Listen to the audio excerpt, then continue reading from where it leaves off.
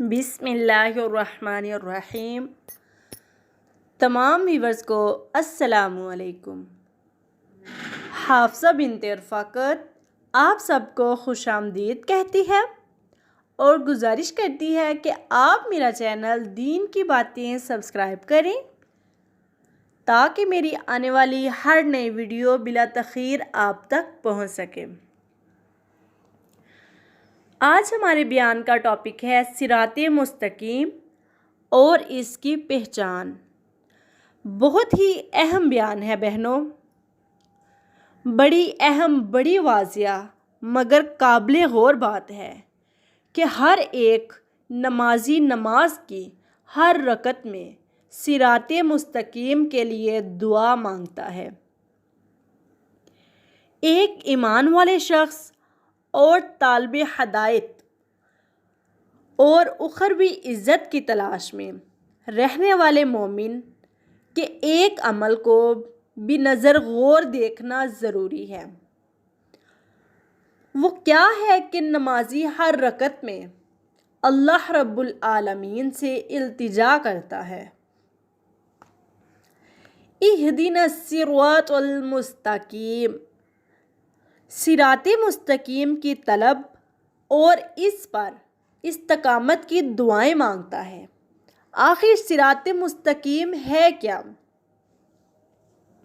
اللہ رب العالمین نے فرمایا کہ صراط مستقیم میرا اور میرے انبیاء کا راستہ ہے، اور انبیاء کرام اور بالخصوص سید الکونین نے بھی نماز میں یہی دستور قائم فرمائے رکھا۔ ایمان والے قیامت تک نماز میں یہ سوال کرتے رہیں گے۔ صدیاں بیت گئی، طلب و تلاش، اظہار و مداح کا سلسلہ بدستور اپنے نہج پر رواں دوا ہے۔ ہر ذی علم و طالب خیر کو یہ خیال ضرور آتا ہوگا کہ اللہ رب العالمین نے بندے کو پہلے مقام طلب میں رکھا۔ جب طلب جستجو آرزو کا مرحلہ مکمل ہوا تو فوراً جواب دے دیا اور صراط مستقیم کی حقیقت بتا دی، اس کا دستور بتایا اور اس کی حیثیت بھی بتا دی۔ اس سے معلوم ہوا کہ صراط مستقیم از خود کوئی شے نہیں۔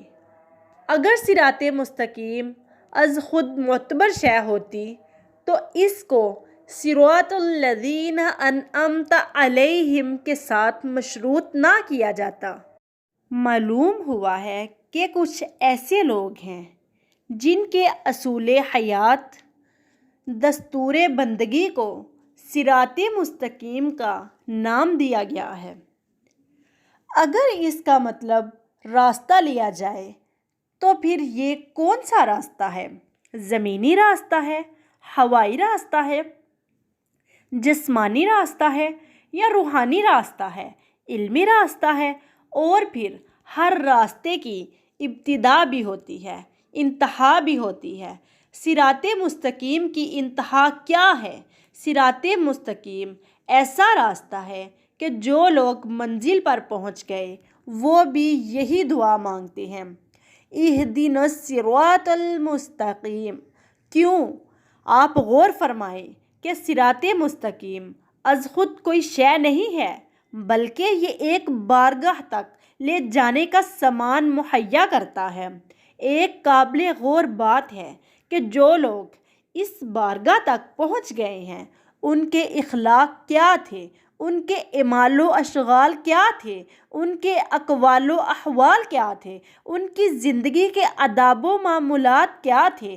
ناسوت میں رہتے ہوئے لاحول کے تقاضوں کی تکمیل کے سارے مجموعے کو اللہ تعالیٰ نے پسند فرمایا اور اعلان فرما دیا کہ یہ وہ لوگ ہیں جن کی زندگی صراط مستقیم کا نمونہ ہے۔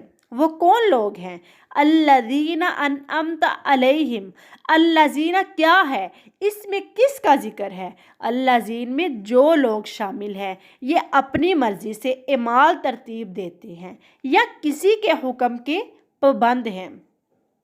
اگر ان کی اپنی مرضی ہے تو قرب و قبولیت سے پہلے مرضی معتبر نہیں۔ تو ماننا پڑے گا کہ ان کی زندگی کی ایک ایک ادا کہیں سے لی گئی ہے۔ پھر وہ کون لوگ ہیں جن کی زندگی کی ایک ایک ادا صراط مستقیم کہلاتی ہے؟ قرآن مجید ہمیں جواب دیتا ہے، وہ نبیین ہیں، وہ صدیقین ہیں، وہ شہداء ہیں، وہ صالحین ہیں، اولیاء ہیں، کاملین ہیں، علماء ربانیین ہیں۔ ان لوگوں کو الذین میں شامل کیا دیا گیا۔ انہوں نے یہ اعمال کہاں سے لیے ہیں؟ تلاش کے بعد نتیجہ واضح ہوا کہ انہوں نے جس طرف رخ کیا ادھر کہیں سیدنا صدیق اکبر نظر آتے ہیں، کہیں عمر فاروق نظر آتے ہیں، کہیں عثمان غنی نظر آتے ہیں، کہیں علی مرتضیٰ نظر آتے ہیں، کہیں اولیاء کاملین نظر آتے ہیں۔ سارا جہان ان کے پیچھے نظر آتا ہے۔ جب غور کیا تو ان سب کے سر نبی پاک صلی اللہ علیہ وآلہ وسلم کے قدموں میں نظر آتے ہیں۔ یہی تو وہ وجود ہے جو اولین کا بھی رہنما اور آخرین کا بھی رہنما ہے، وسط والوں کے لیے بھی رہنما ہے، قیامت تک آنے والوں کے لیے بھی رہنما ہے۔ وہی ایک ذات ہے جن کے اعمال، خیال، ارادے اپنے نہیں ہیں۔ فرمایا، میرے محبوب، آپ اپنی جگہ ساری کائنات کو اپنی ظاہری کیفیت اور شان نبوت کے مظاہر کے طور پر سامنے رکھیں۔ آپ کے سامنے معاملات آپ کے نہیں ہیں بلکہ یہ میرے ہیں۔ آپ کا بولنا، آپ کا دیکھنا، آپ کا حکم دینا، خیال کرنا آپ کی مرضی سے نہیں بلکہ میری مرضی سے ہے۔ وَمَا تَشَاءُونَ إِلَّا أَن يَشَاءَ اللَّهُ اور وَمَا يَنطِقُ عَنِ الْهَوَىٰ إِنْ هُوَ إِلَّا وَحْيٌ يُوحَىٰ۔ وہ ایک ہی ذات گرامی جو اللہ رب العالمین کی نیابت میں آ کر اس بات کی مرضی اور حکم سے کرتی ہے، اسی لیے ان کے ہر قول و فعل کو صراط مستقیم کہا جاتا ہے۔ اس نور سے جو فیض یاب ہوئے وہ الذین میں شامل ہو گئے۔ الذین کون لوگ ہیں بہنوں؟ جن کو دیکھ کر نبی پاک کی ادائیں یاد آتی ہیں۔ علی مرتضیٰ کو دیکھو تو نبی پاک کی ادائیں یاد آتی ہیں۔ صدیق اکبر، عمر فاروق، عثمان غنی کو دیکھیں تو کہیں صداقت مصطفیٰ، کہیں شجاعت مصطفیٰ، کہیں حیا مصطفیٰ، کہیں علم مصطفیٰ، کہیں فیضان نبوت کے جوہر ہیں۔ اب سب کے مجموعے کا نام اطاعت رسول ہے اور اس راہ کا نام صراط مستقیم ہے۔ جس مقام کو کوئی انسان صراط مستقیم پر چلنے کے بعد جہاں پہنچے گا وہ نور نبوت کو رہنمائی کے لیے اپنے آگے پائے گا۔ وہ فرش پر ہو یا عرش پر ہو، ایک ہی وجود ہے جس کی زندگی کے سارے نظام کو صراط مستقیم کہتے ہیں۔ رہنما ایک ذات، پھر ایک سوال پیدا ہوتا ہے، اگر ایک ہی ذات ہے جس کے گرد سارا نظام گھوم رہا ہے تو صراط الذین میں شامل کو کیوں کیا گیا ہے؟ اس لیے کہ نبوت کا دروازہ بند ہو چکا ہے۔ اس کے بعد کوئی نبی ہو ہی نہیں سکتا۔ جب ہو ہی نہیں سکتا تو آئے گا کیسے؟ یہ نہ کہنا کہ حضرت عیسیٰ بھی تو نبی ہیں اور وہ بھی تو آئیں گے۔ حضرت عیسیٰ نبی ہیں، نبی تھے، مگر جب وہ دوبارہ تشریف لائیں گے وہ نبی پاک کے امتی بن کر آئیں گے اور لا الہ الا اللہ محمد الرسول اللہ پڑھیں گے۔ قیامت تک دین مصطفیٰ کا رہنا ضروری ہے۔ اس ہدایت کے نظام کو جاری رکھنے کے لیے حضور سید عالم کی بارگاہ کے تربیت یافتہ پہلے بیچ کا پہلا طالب علم سیدنا صدیق اکبر ہیں، خلفائے راشدین ہیں، صحابہ کرام ہیں، تابعین اور تبع تابعین ہیں، اولیاء کاملین ہیں۔ نبی نہیں آئیں گے، نبی والے کام نبی کے غلام کریں گے۔ اس لیے اللہ نے ان کو اعزاز دیے اور نبی کی نسبت اور وسیلے سے ان کو بھی وہی مقام دیا جس مقام پر رہنے والے کے قول و فعل کو خداوند کریم اپنا قول فعل بناتا ہے۔ صراط الذین میں سب سے آگے صدیقین ہیں، شہداء ہیں اور صالحین ہیں۔ جمع کا صیغہ استعمال فرمایا۔ نبی کریم کے زمانے پاک سے لے کر ظہور قیامت تک سب صدیقین، شہداء، صالحین اس جملے کے اندر شامل ہیں۔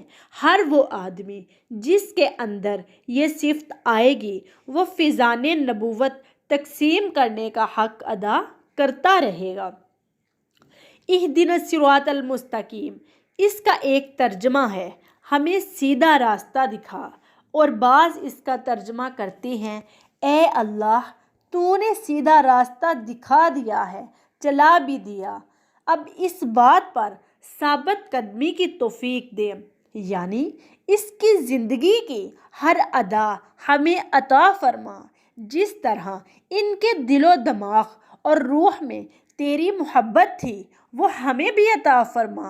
اہدنا میں ایک بات اور بھی ہے بہنوں کہ اے اللہ جس طرح تو نے سیدھی راہ پر چلایا ہے، منزل پر پہنچا دیا ہے۔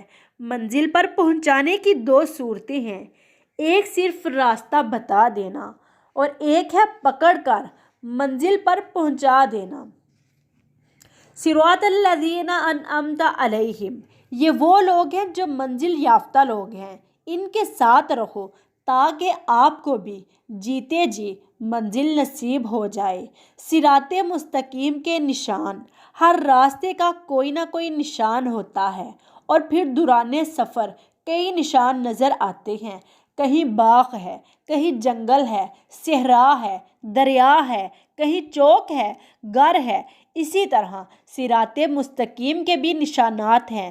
اس راہ پر چلو گے تو کہیں قطب نظر آئے گا، کہیں ولی نظر آئے گا، کہیں غوث نظر آئے گا، کہیں امام اعظم نظر آئیں گے، کہیں امام شافعی، امام مالک، امام احمد بن حنبل نظر آئیں گے، پھر تبع تابعی اور صحابہ کرام نظر آئیں گے، اور منزل کے بالکل قریب 4 بڑے نشان نظر آئیں گے جنہیں خلفائے راشدین کہا جاتا ہے، اور در رسول پر پہنچ جاؤ گے جو مومن کی منزل ہے تو عرش کی بلندی سے آواز آئے گی من یطیع الرسول فقد اطاع اللہ۔ اللہ تعالیٰ فرماتے ہیں جس نے رسول کی اطاعت کی اس نے اللہ کی اطاعت کی۔ جو اس در پر پہنچ گیا اس کو بارگاہ خداوندی مل گئی۔ معلوم ہوا صراط مستقیم وہ ہے جس پر ان لوگوں کے قدموں کے نشانات ہیں۔ اس سے ہٹ کر جو بھی راہ اپنائی جائے وہ صراط تو ہے لیکن صراط مستقیم نہیں ہے۔ اسی لیے فرمایا لَنَهَدَيْنَاهُمْ سُبُلَنَا۔ سبلنا جمع کا صیغہ ہے، راستے، قادری، سہروردی، حنفی، شفیع، حنبلی یا مالکی، جس راستے سے بھی آؤ گے یہ سب میری بارگاہ تک پہنچنے کے راستے اور صراط مستقیم کے نشانات ہیں۔ داعی اللہ، نبی کریم صلی اللہ علیہ وآلہ وسلم داعی اللہ ہیں۔ میں اور آپ داعی اللہ نہیں ہیں، ہم توبہ کرانے والے اور در نبی کی رہنمائی کرنے والے ہیں۔ جو در نبی پر پہنچا اس کو منزل وصل مل گئی۔ یہ نبوت کا فیضان اور سید عالم کا کارنامہ ہے، اور کمال یہ ہے کہ انسان جہاں کہیں بھی ہو، مغرب میں ہو یا مشرق میں، صحرا میں ہو یا دشت و دمن میں، سمندر میں ہو یا خشکی میں، وہ اپنا رخ نبی کریم صلی اللہ علیہ وآلہ وسلم کی طرف رکھے، منزل اس سے غائب نہیں ہوتی۔ صحابہ کرام اور اہل بیت اطہار کی پاکیزہ زندگی، اولیاء کاملین کا نقش قدم جس شخص کا رہنما بنے، منزل اس سے دور کیسے ہو سکتی ہے؟ ایسے شخص کی پہچان کیا ہوتی ہے؟ کیسے پتہ چلے گا؟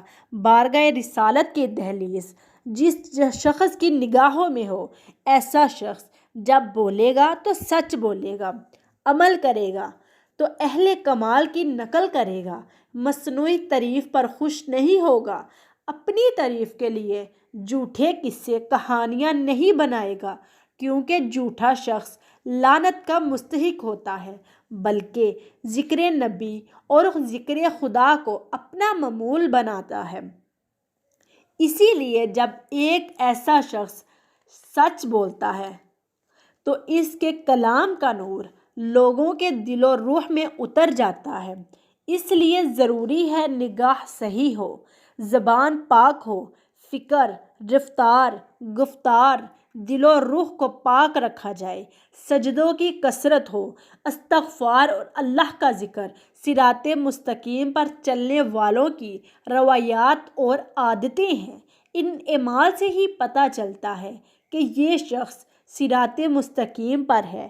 جو آدمی مسلمان ہو کر نماز چھوڑے، ذکر، بندگی، نسبت، عطائیت چھوڑے، وہ شخص دعوی غلامی میں جھوٹا ہے، وہ صراط مستقیم پر نہیں، شیطان کے نرغے میں ہے۔ انسان جو ہی صراط مستقیم پر چلنا شروع کرے گا، اس کا زمانہ جہاد شروع ہو جائے گا۔ نفسانی خطرات شیطانی کے ساتھ مقابلہ شروع ہو جائے گا۔ دین کے رنگ میں بے دین بنانے کا کام مختلف رنگوں میں آپ کے پاس پہنچ جائے گا۔ اسی لیے فرمایا گیا، رجعن من الجہاد الاصغر الی الجہاد الاکبر۔ اس جہاد کو جہاد اکبر اسی لیے فرمایا گیا کہ یہ نفس و شیطان کے ساتھ جہاد ہے۔ اس میں انسان کو ہمیشہ اور ہر وقت مجاہد بن کر رہنا پڑتا ہے۔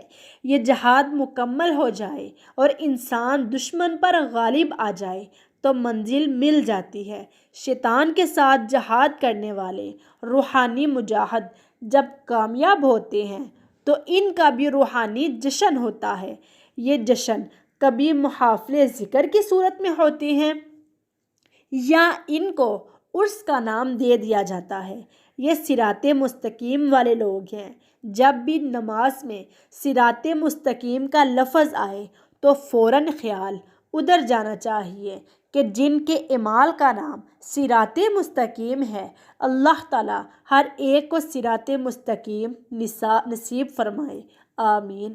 اللہ تعالیٰ مجھے اور آپ سب کو صراط مستقیم کے راستے پر چلنے کی توفیق دے، آمین۔ اگر آپ کو یہ ویڈیو پسند آئے، لائک، شیئر اور سبسکرائب ضرور کیجیے گا۔ السلام علیکم ورحمۃ اللہ وبرکاتہ۔